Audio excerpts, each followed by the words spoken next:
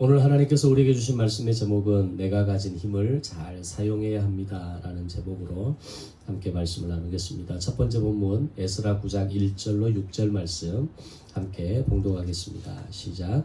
이 일 후에 방백들이 내게 나와 이르되 이스라엘 백성과 제사장들과 레위 사람들이 이 땅 백성들에게서 떠나지 아니하고 가나안 사람들과 헷 사람들과 브리스 사람들과 여부스 사람들과 암몬 사람들과 모압 사람들과 애굽 사람들과 아모리 사람들의 가증한 일을 행하여 그들의 딸을 맞이하여 아내와 며느리로 삼아 거룩한 자손이 그 지방 사람들과 서로 섞이게 하는데 방백들과 고관들이 이 죄에 더욱 으뜸이 되었다 하는지라. 내가 이 일을 듣고 속옷과 겉옷을 찢고 머리털과 수염을 뜯으며 기가 막혀 앉으니 이에 이스라엘의 하나님의 말씀으로 말미암아 떠는 자가 사로잡혔던 이 사람들의 죄 때문에 다 내게로 모여오더라. 내가 저녁 제사 드릴 때까지 기가 막혀 앉았더니 저녁 제사를 드릴 때에 내가 근심 중에 일어나서 속옷과 겉옷을 찢은 채 무릎을 꿇고 나의 하나님 여호와를 향하여 손을 들고 말하기를 나의 하나님이여 내가 부끄럽고 낯이 뜨거워서 감히 나의 하나님을 향하여 얼굴을 들지 못하오니 이는 우리 죄악이 많아 정수리에 넘치고 우리 허물이 커서 하늘에 미침이니이다. 아멘. 에스라 10장 1절로 8절 말씀 같이 봉독하겠습니다. 시작. 에스라가 하나님의 성전 앞에 엎드려 울며 기도하여 죄를 자복할 때에 많은 백성이 크게 통곡하며 이스라엘 중에서 백성의 남녀와 어린아이의 큰 무리가 그 앞에 모인지라. 엘람 자손 중 여히엘의 아들 스가냐가 에스라에게 이르되 우리가 우리 하나님께 범죄하여 이 땅 이방 여자를 맞이하여 아내로 삼았으나 이스라엘에게 아직도 소망이 있나니 곧 내 주의 교훈을 따르며 우리 하나님의 명령을 떨며 준행하는 자의 가르침을 따라 이 모든 아내와 그들의 소생을 다 내보내기로 우리 하나님과 언약을 세우고 율법대로 행할 것이라. 이는 당신이 주장할 일이니 일어나소서 우리가 도우리니 힘써 행하소서 하니라. 이에 에스라가 일어나 제사장들과 레위 사람들과 온 이스라엘에게 이 말대로 행하기를 맹세하게 하매 우리가 맹세하는지라. 이에 에스라가 하나님의 성전 앞에서 일어나 엘리야십의 아들 요하난의 방으로 들어가니라. 그가 들어가서 사로잡혔던 자들의 죄를 근심하여 음식도 먹지 아니하며 물도 마시지 아니하더니 유다와 예루살렘에 사로잡혔던 자들의 자손들에게 공포하기를 너희는 예루살렘으로 모이라. 누구든지 방백들과 계속해서 읽어주세요. 누구든지 방백들과 장로들의 훈시를 따라 3일 내에 오지 아니하면 그의 재산을 정몰하고 사로잡혔던 자의 모임에서 쫓아내리라 하매. 1차 포로기한의 지도자였던 수룹바벨을 중심으로 그들에게 주어진 가장 큰 사명을 한 가지 꼽으라고 하면 성전 재건입니다. 그러나 사마리아의 집요한 반대와 또 포로 기환자들의 무책임에 의해서 16년 동안 재건 공사는 멈추게 됩니다.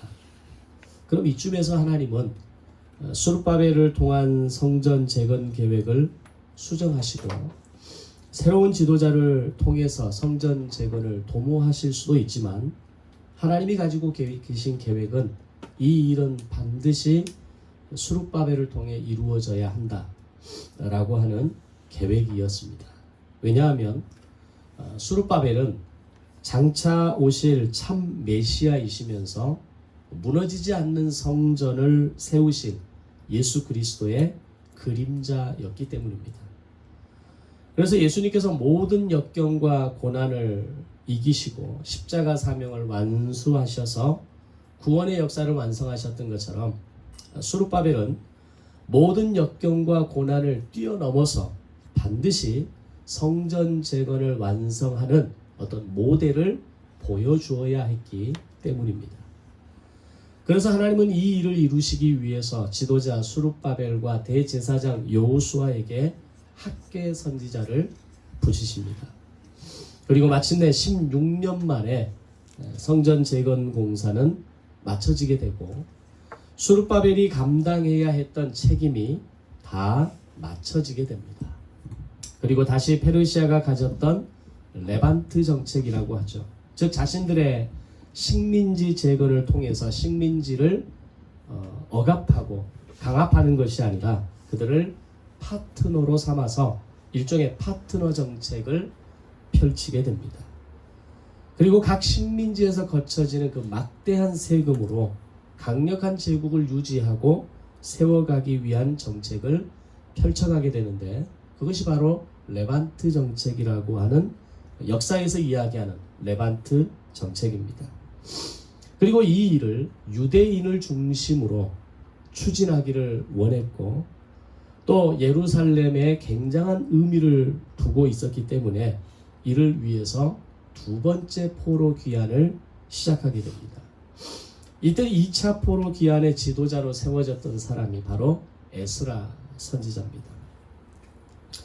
1차 포로 귀환을 통해서 주어진 가장 큰 목적이 성전 재건이라면 2차 포로 귀환을 통해서 그들에게 주어진 가장 큰 목적은 제사장 나라 리셋이었습니다. 즉 제사장 나라를 새롭게 재출발하는 새롭게 재세워가는 그런 과정이 2차 포로 귀환자들의 목표였다는 겁니다. 비록 16년간의 긴 공백과 어려움을 딛고 만들어진 성전이었지만 그것으로 제사장 나라가 완벽하게 되는 것은 아니었기 때문입니다. 세워진 성전 위에 하나님의 말씀이 든든하게 세워져서 바로 제사장 나라의 거룩한 백성의 모습으로까지 만들어져야 했기 때문입니다. 마치 우리가 예수를 믿음으로 고백하고 그리스도인이 되었다라고 해서 온전한 그리스도인, 성숙한 그리스도인이 되는 것이 아닌 것처럼 말씀의 훈련과 자기 경영의 시간을 통해서 성장과 성숙의 시간이 필요하듯이 포로에서 돌아온 유대인들에게는 바로 그런 신앙의 부흥 운동이 반드시 필요했던 것입니다. 바로 이 일을 위해서 당시에 가장 존경받는 율법학자이면서 페르시아 제국의 입장에서도 엄청난 신임을 하고 있었던 에스라가 2차 포로 귀환의 지도자로 세워지게 됩니다. 자, 그럼 먼저 이 에스라가 페르시아의 강력한 신임을 받고 있었다는 것이 과연 어느 정도였을까라는 것을 정리해 보겠습니다. 앞서 1차 포로 귀환의 지도자였던 수룹바벨에게 주어졌던 특혜는 성전 기명 5,400점의 반환이었습니다. 70년 전 바벨론이 예루살렘 성전을 불태우고 무너뜨릴 때 성전 안의 모든 기명들이 약탈당하고 이를 바벨론으로 가져가 버렸습니다. 그런데 페르시아가 수룹바벨이 귀환할 때 이 모든 성전 기명들을 수룹바벨을 통해서 다시 예루살렘으로 가져가게 했다는 겁니다. 이렇게 생각할 수 있겠죠. 성전 기명 5,400점을 돌려주었다는 것이 뭐 그렇게 대단한 것이냐 라고 생각할 수 있지만 유물이라고 하는 것은 우리가 생각하는 가치를 뛰어넘는 최고의 가치가 부여되는 것이 바로 유물이라는 겁니다. 우리가 중요하게 생각하는 가치의 기본은 화폐를 비롯한 은, 금과 같은 보석에서부터 시작하죠. 그것들 가운데 가장 희소 가치가 높은 최고의 보석은 다이아몬드라고 이야기를 합니다. 아마 집에 다 하나씩은 가지고 계시니까 그 다이아몬드가 얼마나 중요하고 얼마나 귀한지 나름 아실 겁니다. 결코 작은 값이 아니니까. 그런데 이런 화폐와 보석을 뛰어넘는 가치 수단이 미술품이라는 겁니다. 그래서 부자들이 소장하는 자신들의 재산 목록 가운데 거의 1순위에 꼽히는 것이 고가의 미술품입니다. 이것은 세금 감세를 위해서도 아주 중요한 수단이 되기도 합니다. 그래서 대기업가의 여성들이 중요하게 운영하는 그들의 또 하나의 사업 중에 하나가 바로 갤러리 사업이라고 하는 겁니다. 그만큼 미술품의 가치는 우리가 상상하는, 생각하는 그 이상의 가치를 미술품이 가지고 있기 때문입니다. 그런데 이런 화폐와 금, 은, 보석과 미술품을 뛰어넘는 가치가 바로 유물의 가치라는 겁니다. 유물은 돈으로 환산할 수 없습니다. 유물은 값을 매길 수 없는 그 힘이 유물 가운데 있기 때문입니다. 그래서 한 국가의 경영자가 탁월한 외교 능력을 인정받는 경우가 과거에 빼앗겼던 국가의 유물을 반환받는 외교에 성공했을 때입니다. 사실 우리나라의 유물들도 다른 일본이라든지 프랑스라든지 영국이라든지 이런 당시 어떤 식민지를 가졌던, 그리고 빨리 해상무역을 장악했던 사람들에 의해서, 나라들에 의해서 많이 가 있는 것을 우리가 알고 있죠. 그만큼 유물은 개인적인 가치를 넘어서 국가적 가치를 품고 있는 것이 바로 유물이라는 겁니다. 그런데 그렇게 중요한 의미를 가진 유물들을 페르시아가 수룹바벨에게 고스란히 내어줬다라는 겁니다. 왜 그랬을까요? 예루살렘 성전이 재건되고 제사가 회복되기 위해서는 반드시 필요한 것이 성전 기명들이었기 때문입니다. 하루빨리 성전이 회복되고 이스라엘의 모든 제사와 절기가 회복되어져야 그 예루살렘을 통한 막대한 세금을 거둬들일 수 있다는 것이 바로 페르시아의 계산이었습니다. 이것은 어떤 면에서 페르시아의 입장에서 보면 투자라고 할 수 있죠. 제가 가끔 이 부분을 이야기할 때 그런 예화를 듭니다. 우리나라 KTX 역사가 이제는 상당히 깁니다. 근데 처음 우리나라 소위 무궁화호, 통일호, 새마을호 이렇게 기차가 될 때, KTX 사업을 시작할 때 어느 나라의 기차 기술을 우리가 가져올 것이냐라고 했을 때 프랑스의 떼제베 기차의 기술을 가져오게 됩니다. 그래서 우리나라 KTX 이 기차 산업의 기반은 떼제베 산업에서 상당히 영향을 많이 받습니다. 그때 다양한 나라들, 소위 철도, 유럽의 이 철도 산업에 앞서 있는 나라들이 굉장히 우리나라에 입찰을 많이 했습니다. 근데 왜 떼제베 기차를 선택했느냐? 당시 그 이전에 프랑스에 있는 우리나라의 유물들이 우리나라에 다시 돌아오는 계획이 있었기 때문입니다. 좀 더 역으로 이야기하면 프랑스는 이런 사업적인 가치를 얻기 위해서 자신들이 가지고 있었던 우리나라의 유물들을 돌려줬던 겁니다. 어떻게 보면 거기에 대한 대가로 KTX가 프랑스 떼제베 기차 산업의 핵심 기술들을 받고 그리고 기차들을 수입하는 그런 일들이 있었던 것도 그 이면에 있는 중요한 어떤 이슈가 바로 유물이라는 겁니다. 그만큼 유물이라는 것은 어떤 국가적인 차원에서 굉장한 손익계산을 주고받을 수 있는 아주 중요한 영역이라는 겁니다. 페르시아의 투자였다라는 겁니다. 자, 그렇게 페르시아는 수룹바벨을 신임함으로 인해서 5,400점의 기명들을 내어주는 특혜를 주게 됩니다. 자, 그렇다면 이제 2차 포로 기한을 주도하는 에스라에게는 이 레반트 정책의 성공을 위해서 더 과감한 투자를 해야 하지 않겠습니까? 그래서 모든 유대인들에게 존경받으면서 페르시아 제국의 왕실이 인정하는 학자였던 에스라를 파견할 때 수룹바벨 그 이상의 투자를 하게 됩니다. 에스라 7장 6절 말씀에서 에스라에 대해서 표현하기를 이렇게 표현합니다. 그는 왕에게 구하는 것은 다 받는 자였다. 즉 페르시아 왕에게 구하는 것은 그것이 어떤 것이라 할지라도 다 받을 수 있는 자였다는 겁니다. 역사가 제국을 평가할 때 페르시아를 황금의 제국이라고 이야기합니다. 왜 그렇게 부를까요? 제국의 역사 순서에서 아수르 제국을 바벨론이 무너뜨리고 바벨론 제국을 페르시아가 무너뜨렸을 때에 이전의 제국들이 각 지역과 나라를 정복하면서 그 나라에서 수탈한 모든 황금과 재물이 아수르의 것이 바벨론의 것이 되고 바벨론의 것이 페르시아의 것이 되어 있었기 때문입니다. 그래서 페르시아의 창고에는 이전의 제국들이 가졌던 황금으로 가득했다라고 이야기합니다. 이 모든 것들 가운데 그것이 어떤 것이라 할지라도 왕에게 구하는 것은 다 받는 자였다. 이러면 이제 우리에게 다가오는 그 피부로 다가오는 느낌이 확 달라지는 거죠. 한 사람에 대한 신임이 어느 정도였기에 이런 말을 들을 수 있었을까? 에스라는 그런 사람이었습니다. 또한 에스라 7장 6절에서 그가 가진 지식에 대해 표현했을 때 모세의 율법에 익숙한 자라고 표현합니다. 그가 바벨론 포로로 끌려갈 때 나이가 어느 정도인지 또는 바벨론 70년 시기에 바벨론에서 태어난 사람인지를 추정하기는 어렵습니다. 성경이 그것을 명확하게 이야기하지 않습니다. 다니엘과 또 어떤 그 느헤미야, 에스더 이렇게 딱딱 구분되어지는 바벨론 포로로 끌려갔던 사람들 또 바벨론에 태어났던 사람들을 추정할 수 있는 사람이 몇 사람 있긴 하지만 에스라는 추정하기는 어렵습니다. 근데 적어도 그는 바벨론 70년 이 시간의 교육의 시간을 통해서 제사장 나라 교육 시스템을 통해서 배출된 우수한 유대인의 인재였다는 겁니다.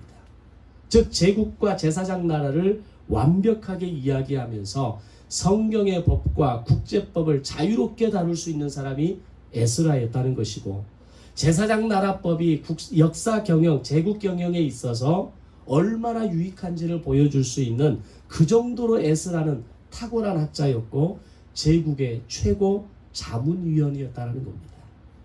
자, 그럼 그에게 주어진 권한은 어땠겠습니까? 상상 초월이었습니다. 첫 번째로 예루살렘으로 돌아가고자 하는 사람들을 임의대로 뽑아서 데려갈 수 있는 권한이 에스라에게 주어지게 됩니다. 이 말이 의미하는 것은 1차 포로기한 때 이스라엘에 돌아갔던 사람들은 49,897명이었습니다. 이때 아직 페르시아에 상당한 사람들이 남아 있었는데 그들 가운데에는 상당한 인재들이 있었고 그 가운데 누구라도 데려갈 수 있는 특권이 에스라에게 있었다는 겁니다. 생각해 보십시오. 페르시아 입장에서는 똑똑하고 또 굉장히 실력 있고 탁월한 사람들을 자기 나라에 붙잡고 있게 하고 싶겠습니까? 다시 고국으로 돌아가게 하고 싶겠습니까? 당연히 전자죠. 그런데 에스라 네가 데려가고 싶은 사람들은 다 데리고 가라. 다시 돌아가서 성전을 재건했으니까 그 위에 예루살렘을 회복하고 이스라엘을 부흥시킬 만한 그런 전략이 있다면 네가 필요로 하는 사람들은 다 데리고 가라는 겁니다. 그렇게 해서 에스라가 데리고 갔던 2차 포로 기한의 숫자는 1754명이었습니다. 1754명을 데려갔다고 했을 때 굉장히 1차 포로 기한의 숫자로 비교해보면 적은 숫자지만 인재들 중에 인재들만 골라갔을 겁니다. 두 번째 에스라에게 주어진 권한은 예루살렘 성전을 위한 기금을 페르시아 제국 국고에서 받았을 수 있는 권한이 주어지게 됩니다. 페르시아는 황금의 제국이라고 말씀드렸습니다. 페르시아의 창고는 이전의 제국들에게서 빼앗은 것들로 가득했을 겁니다. 잔고 바닥 걱정이 없는 카드가 내 손에 있다고 한번 생각해 보십시오. 얼마나 신이 날까요? 잔고 걱정을 할 필요가 없어요. 페르시아 창고는 바로 그런 창고였습니다. 내용으로 보면 은 100달란트까지, 밀 100고르까지, 포도주 기름 100바트까지, 그리고 소금 무제한 사용권이었습니다. 우리가 달란트 또는 고르, 밭 이 개념들이 이런 무게단위의 한산 개념이 사실은 익숙하지 않습니다. 그런데 소금 무제한 사용권이라는 이 말 하나로 모든 계산은 다 끝납니다. 지금으로부터 2500년 전에 소금의 가치는 어느 정도였을까요? 한때 소금이 화폐로 쓰였던 시대도 있었습니다. 우리나라가 가지고 있었던 중요한 어떤 하나의 어떤 이 갖춰야 될 소금에 대한 이 부분이 우리나라에 아무런 어려움 없이 모든 서민들에게까지 국민들에게까지 주어졌던 때가 언제부터라고 생각하십니까? 소금은 그만큼 귀했습니다. 그것을 무제한으로 가져다 쓸 수 있다는 것은 에스라 네가 사용하기를 원하는 것은 그것이 어떤 것일지라도 마음껏 사용할 수 있다 이 말입니다. 그럼 페르시아는 왜 그렇게 무한으로 가져다 쓸 수 있는 페르시아 왕실 법카를 에스라에게 주었을까요? 이유는 하나입니다. 예루살렘 성전이 회복되고 제사가 회복되어지고 유월절, 오순절, 초막절이라고 하는 3대 절기가 회복될 때 막대한 11조와 헌물이 예루살렘 성전에 쌓이게 될 것이고 그 쌓여진 창고 안에 있는 가득한 것들 가운데 엄청난 세금이 페르시아가 가져갈 수 있는 몫이 되기 때문입니다. 비록 그것이 페르시아의 세금 정책이었고 또 상당한 양이 페르시아의 세금으로 보내졌지만 하나님은 이 방법을 통해서라도 제사장 나라를 회복시키시고 절기와 명절을 회복시키기를 원하셨던 겁니다. 그것은 그만큼 유대인들에게 상대적으로 뼈아픈 교훈과 레슨이 되었을 겁니다. 하나님께 드린 그 11조와 그 엄청난 양의 헌물에 상당한 양이 페르시아로 보내지게 될 때 아마 그들은 피눈물을 흘렸을 겁니다. 우리의 죄 때문에, 우리의 연약함 때문에. 그러나 동시에 그 가운데에서도 우리에게 제사장 나라가 회복되어지고 제사가 회복되어지고 하나님께 오늘 우리가 헌물을 드릴 수 있다라고 하는 것, 예배를 드릴 수 있다라는 것이 얼마나 감사한 것인가.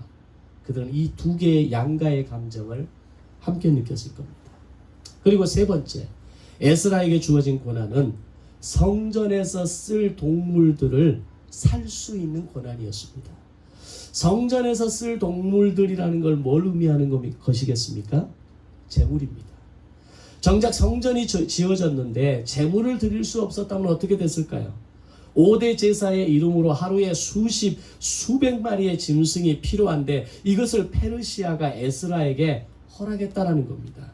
근데 이걸 쉽게 생각하면 안 되는 것이 제국의 식민지가 된다고 하는 것은 사람을 비롯해서 그 집안에 있는 모든 동물과 부동산을 포함한 모든 재산이 제국의 것이 된다는 것을 의미합니다. 그럼 내 집에서 키우는 동물 한 마리라도 내가 임의로 잡을 수 있을까요? 내가 임의로 내다 팔 수 있을까요? 안 되는 겁니다. 그것은 모두 제국의 것을 도둑질하는 것밖에 안 되기 때문입니다. 근데 이걸 허락했다는 겁니다. 네 번째 고난은 성전에서 일하는 사람들에게 페르시아 세금 납부를 면제해 주는 것이었습니다. 지금 우리나라에서 굉장히 세금 문제로 많은 오고 가는 설왕설래되는 이야기가 많죠. 부자들은 가능하면 세금을 적게 내기를 원합니다. 윤석열 정부가 하고 있는 아주 중요한 어떤 본인의 이슈 가운데 하나가 부자세 감면 아닙니까?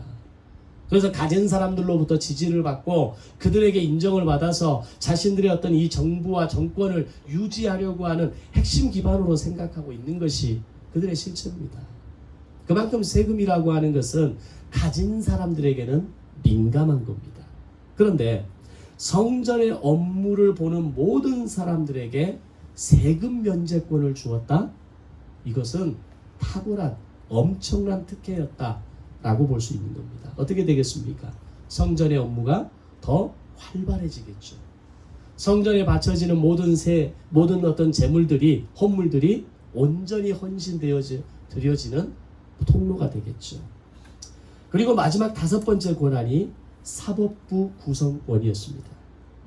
이것은 에스라가 받았던 가장 큰 특혜이면서 페르시아 제국이 그를 얼마나 신임했는가라고 하는 것을 보여주는 가장 중요한 증거입니다. 다시 말하면 유프라테스강 서편 지역을 다시 부활시켜서 페르시아의 세금의 근원지로 삼아야 되겠다라고 하는 게 레반트 정책이거든요.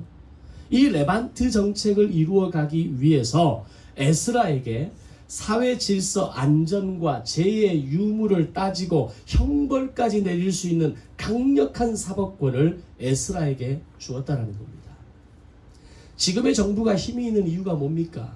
검찰이라고 하는 사법부를 장악하고 있기 때문입니다. 그들에게 강력한 사법권이 있으니까 자기들이 사찰하고 싶은 사람들은 마음대로 사찰하고 가두고 싶은 사람은 마음대로 집어넣어서 꼼짝달싹 못하게 하고 주변의 사람들을 탈탈 털어버립니다. 힘을 쓸 수가 없는 거예요. 페르시아가 그걸 몰랐을까요? 이 강력한 사법권을 에스라에게 주었을 때 어떤 일이 일어날 수도 있을지도 모른다라고 하는 그 위험성에 대해서 전혀 감을 잡지 못했을까요? 충분히 알고 있겠죠. 왜냐하면 페르시아는 아수르와 바벨론을 무너뜨린 제국입니다. 이런 계산은 이미 빠삭하게 나오는 겁니다. 그런데 그 사법권을 에스라에게 주었다는 거죠. 에스라에게 주어진 사법권이 어느 정도의 고난이었는가에 대해서 에스라 7장 26절에서 이렇게 기록합니다. 사형을 시키거나 귀양을 보내거나 가사를 몰수하거나 옥에 가두는 일까지 주어졌다. 이것은 거의 완벽한 사법권을 에스라에게 주었다는 말입니다. 그냥 무늬만 사법권, 무늬만 법을 어떤 권한을 주었다라는 것이 아니라 사람을 죽이고 살릴 수 있고 그 집안의 모든 재산을 몰수할 수 있고 한 어떤 가정의 가문의 운명을 완전히 끝장낼 수 있을 정도까지 강력한 법의 권한을 에스라에게 주었다는 겁니다. 그렇게 해서 만들어진 최초의 사법기관이 사내들인 공회였습니다. 우리가 성경을 읽다 보면 공회라는 말이 가끔 나옵니다. 그리고 사내들인 공회라는 이 풀네임도 종종 나오게 됩니다. 이 에스라 때 만들어진 사내들인 공회는 이후에 예수님을 십자가에 못 박을 때 등장하고 제자들을 고문하고 삭개오를 돌로 처형할 때 등장합니다. 그리고 이후에는 사내들인 공회의 최종 한 가지 목표가 있었는데 그건 바울을 죽이는 거였습니다. 바울을 죽이기 위해서 온 힘을 쏟아내다가 결국 실패하고 5차 사내들인 공회를 끝으로 이 조직은 깨트려지게 됩니다. 다시 오늘 설교로 돌아가겠습니다. 그만큼 페르시아 왕은 에스라를 믿었고 절대적인 신임을 통해서 레반트 지역 부흥과 예루살렘 성전 부흥의 책임을 에스라에게 맡겼던 겁니다. 자, 그러면 이런 어마어마한 권력이 주어졌을 때 이 5개의 권력이라고 하는 것은 상상 초월입니다. 그러면 이런 어마어마한 권력과 권한이 주어졌을 때 대부분의 인간들은 실수하고 무너질 수밖에 없습니다. 자신에게 주어진 부를 내 배를 불리는 것으로 사용하고 내게 주어진 권력은 더 큰 부를 쌓기 위한 수단으로 사용하게 되고 그렇게 만들어진 부와 권력을 통해서 자기 사람 만들기를 위한 도구로 사용하는 것이 인간의 본능입니다. 왜 윤석열 정부가 계속해서 이 어떤 그 핵심 인사들을 세우는 일에 계속 헛발을 디디는 이유가 뭡니까? 자기 사람을 세우려고 하니까. 검증 안 된 자기 사람, 아니 이미 알고 있는 사실들이에요. 그들이 어떤 사람들인지, 어느 정도의 자질을 가진 사람인지, 어떤 죄가 있는지 왜 모르겠습니까? 정보력에 있어서는 빠삭합니다. 근데 자기 사람들을 세워야 되니까. 그래야 내 배를 불릴 수 있고 내 가진 이 권력을 마음대로 휘두를 수 있으니까 자기 사람 세우기, 자기 사람 만들기를 하고 있는 겁니다. 그 대표적인 한 사람이 법무부 장관의 한모 씨 아닙니까? 근데 에스라는 달랐다는 겁니다. 이런 엄청난 신임과 권력을 부여받은 사람이지만 그가 달랐다는 겁니다. 왜 그랬을까요? 그는 백성의 지지를 한 몸에 받는 사람이었고 이 모든 신뢰와 지지와 기반의 그 밑에 있는 것이 바로 말씀이었기 때문입니다. 말씀이 그의 지지 기반이고 백성들이 꿈꾸고 하나님께서 기대하시는 제사장 나라가 그의 신앙의 기반이었기 때문에 그 엄청난 권력과 엄청난 부를 사용할 수 있는 그 어떤 권한 실세가 주어졌음에도 불구하고 에스라는 달랐다는 겁니다. 이것이 오늘 우리의 인생이 헷갈리지 않고 바르게 살아갈 수 있는 방법입니다. 하나님의 말씀으로 점검되지 않고 다져지지 않는 인생은 언제든지 무너질 수 있는 인생이라는 것을 알아야 합니다. 그런 그에게 부와 명예와 권력이 주어졌을 때 그것은 나를 죽이는 것뿐만 아니라 다른 사람까지 위험에 빠뜨릴 수 있다는 것을 알아야 합니다. 바로 그런 대표적인 케이스가 명성교회 김사만 씨와 김하나 부자 아닙니까? 김사만 씨가 처음부터 그런 사람이었겠습니까? 김하나 씨가 처음부터 그런 사람이었을까요? 그런데 어느 날 그들에게 상상할 수 없는 부가 주어지고 제왕의 권력이 주어졌을 때 아버지는 타락했고 아들은 그 아버지의 타락을 덮고 감추기 위해서 세습을 감행하는 겁니다. 김사만 씨가 자기가 마음대로 사용할 수 있는 통장의 잔액이 200억입니다. 뭔 짓을 지었겠습니까? 지금 전국에 있는 명성장학관이라는 이름으로 수많은 건물들이 있습니다. 그 모든 것들이 재단이 명성교회 재단에 있고 그것을 움직일 수 있는 권한이 김사만 씨에게 있는 겁니다. 세상 말로 콩고물이라는 게 있는 거죠. 돈이 움직이는 곳에 부가 축적되는 곳에는 콩고물이 떨어질 수밖에 없는 겁니다. 그것들을 덮기 위해 아들은 희생한 겁니다. 어떤 면에서는. 그러나 어떤 면에서는 악을 덮은 것이고 또 다른 악을 자행하고 있는 겁니다.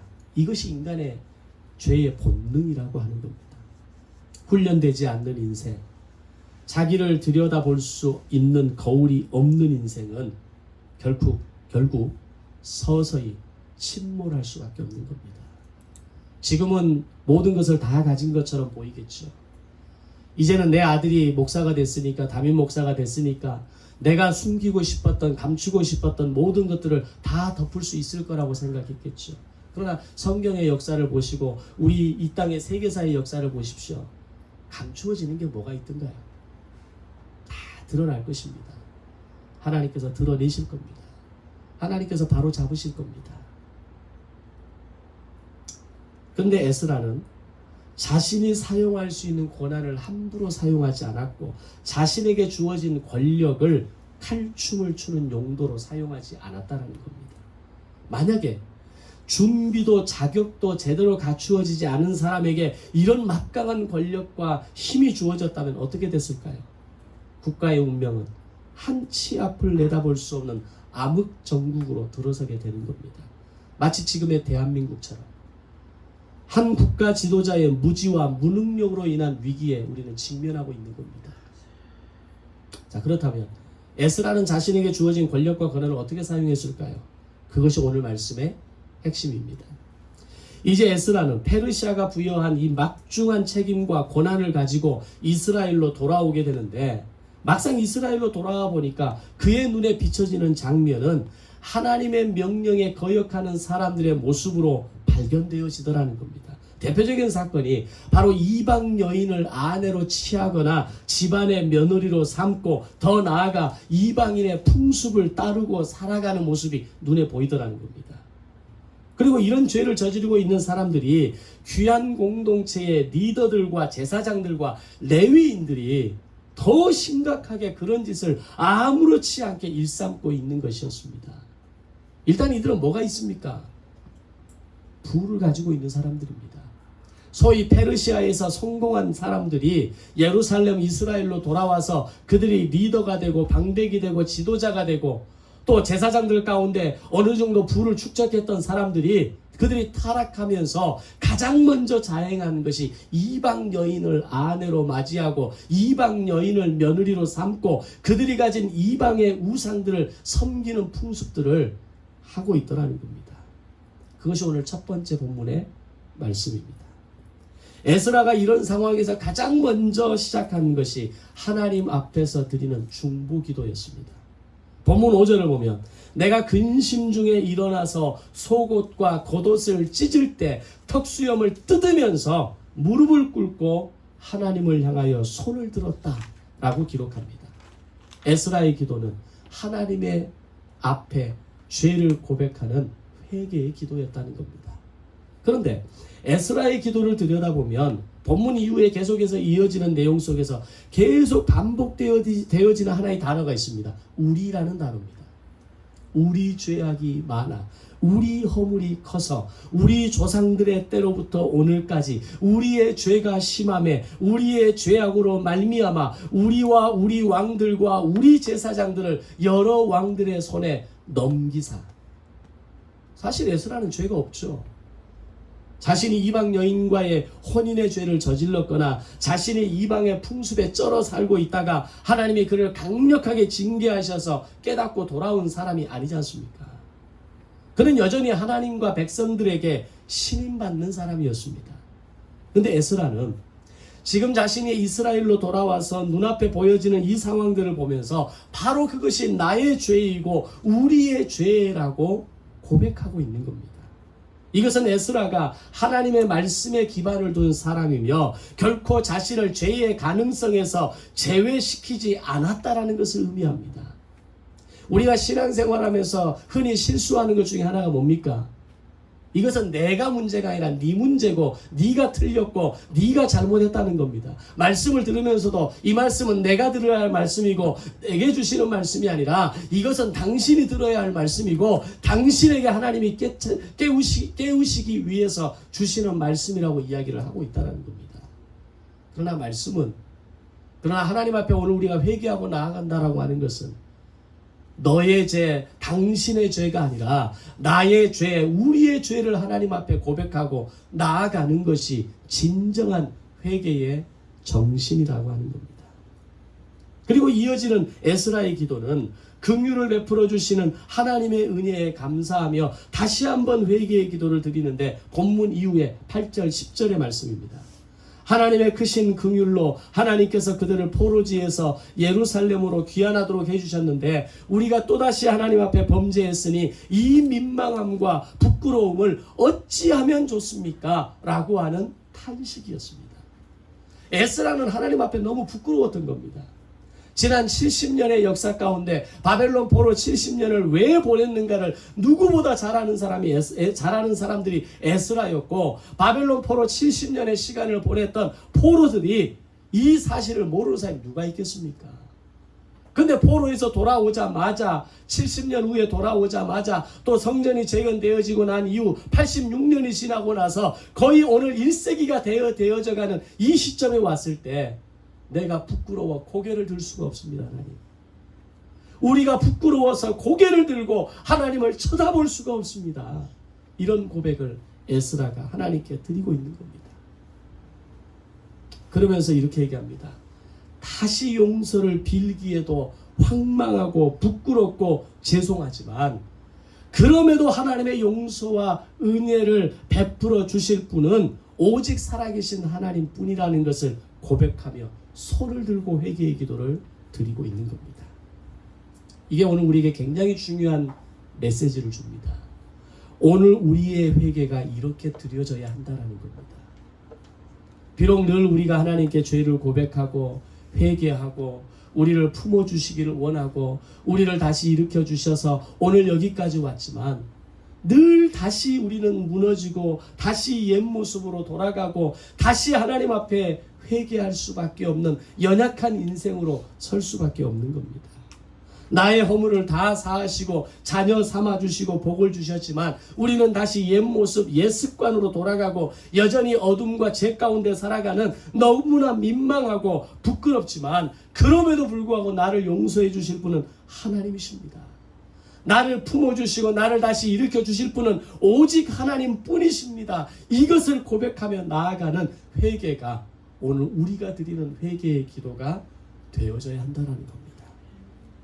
에스라가 이렇게 회개의 기도를 시작했을 때 에스라가 기도하는 자리에 백성의 남녀와 어린아이의 큰 무리가 모였다라고 기록합니다. 오늘 두 번째 본문 말씀입니다. 에스라가 옷을 찢으며 수염을 뜯으며 백성의 죄를 위하여 우리의 죄를 위하여 통곡하고 기도할 때 그 자리에 함께한 사람들은 백성들의 지도자들과 제사장들과 리더들이 아니었다라는 겁니다. 그들의 백성 가운데 무명의 유대교인들이었고 어린 아이의 한 무리에 불과했다라는 겁니다. 그런데 우리는 알아야 됩니다. 하나님의 역사는 이렇게 마음이 연약하고 심령이 가난한 무명의 그리스도인과 같은 사람들로부터 시작한다는 겁니다. 실제로 선교 현장이나 믿음의 현장을 보면 돈 있고 힘 있는 사람들을 통해서 하나님의 역사가 진행되는 경우는 거의 없습니다. 정말 잠깐 반짝할 수는 있겠지만 그것이 역사로 이어지지는 않습니다. 그것이 길로 만들어지지는 않습니다. 하나님의 역사는 항상 이렇게 이름 없는 한 사람의 결단과 비록 겉으로 연약하게 보이는 어린아이 같은 사람의 모임을 통해서 시작된다라고 하는 사실입니다. 에스라의 경우도 그렇습니다. 에스라는 자신들 앞에 모인 백성의 남녀와 어린아이 무리들을 바라보면서 그 마음을 품고 이렇게 이야기합니다. 두 번째 본문 11절 12절을 보면 이제 너희 조상들의 하나님 앞에서 죄를 자복하고 그의 뜻대로 행하여 그 지방 사람들과 이방 여인을 끊어버려라 하니 모든 회중이 큰 소리로 대답하여 이르되 당신의 말씀대로 우리가 마땅히 행할 것이니이다. 아멘. 근데 참 웃기는 것은 지금 이 얘기를 하고 있는 것은 백성의 남녀 이름 없는 무명의 유대인들이었습니다. 아무 힘없는 어린 아이와 같은 한 무리에 불과한 사람들이었습니다. 근데 그들이 뭐라고 하냐면 모든 회중이 큰 소리로 대답하여 이르되 당신의 말씀대로 우리가 마땅히 행할 것이다. 아멘. 오늘 말씀에 반응하는 여러분의 심령을 통해서, 여러분의 결단을 통해서, 여러분의 마음의 서원을 통해서 하나님의 역사가 이루어지게 될 줄로 믿습니다. 어떤 면에서 우리는 무명의 그리스도인들입니다. 내 이름을 어디다 갖다 말한들 누가 알아줍니까? 어쩌면 우리는 어린아이의 한 무리와 같이 작은 힘을 가진, 어쩌면 그 힘마저도 사용하지 못하는 작은 무리에 불과한 사람들입니다. 그러나 오늘 이들이 당신의 말씀대로 우리가 마땅히 행할 것이라고 고백했던 것처럼 오늘 저와 여러분들이 무명의 그리스도인 같은 사람이고 어린아이의 한 무리 같은 사람들이지만 하나님의 말씀대로 우리가 행하겠습니다라고 고백할 때 오늘 꿈이 있는 교회를 통해서, 오늘 나의 인생을 통해서, 여러분의 인생을 통해서 하나님의 역사는 이루어지게 될 줄로 믿습니다. 아멘.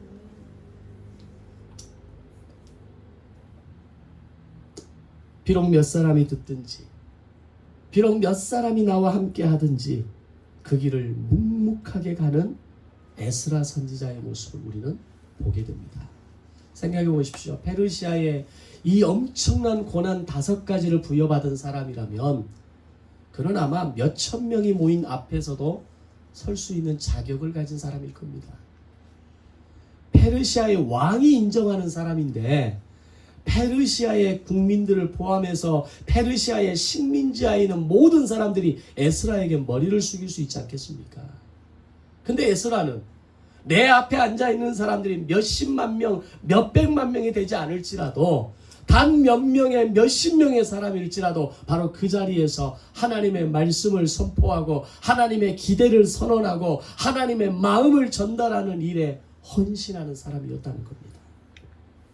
이렇게 에스라가 자신 앞에 모인 사람들을 향해 선포할 때 여히엘의 아들 스가냐가 개혁을 맹세하면서 에스라를 돕기로 결단했다라고 이야기합니다. 비록 무명의 그리스도인들일지라도, 비록 어린아이와 같은 한 무리에 불과한 우리라 할지라도 우리가 하나님의 말씀에 반응하고 그 말씀대로 행할지이다라고 결단할 때 오늘 우리의 말씀에 대한 헌신을 통해서 하나님이 우리에게 사람을 붙여주시고 오늘 우리와 함께하는 그와 함께 하나님의 나라와 역사를 이루어가게 될 줄로 믿습니다. 중요한 것은 오늘 나의 말씀에 대한 반응입니다. 오늘 나에게 주시는 말씀에 대한 결단이 오늘 에스라에게 일어났던 이 놀라운 역사가 우리에게도 일어나게 될 줄로 믿습니다.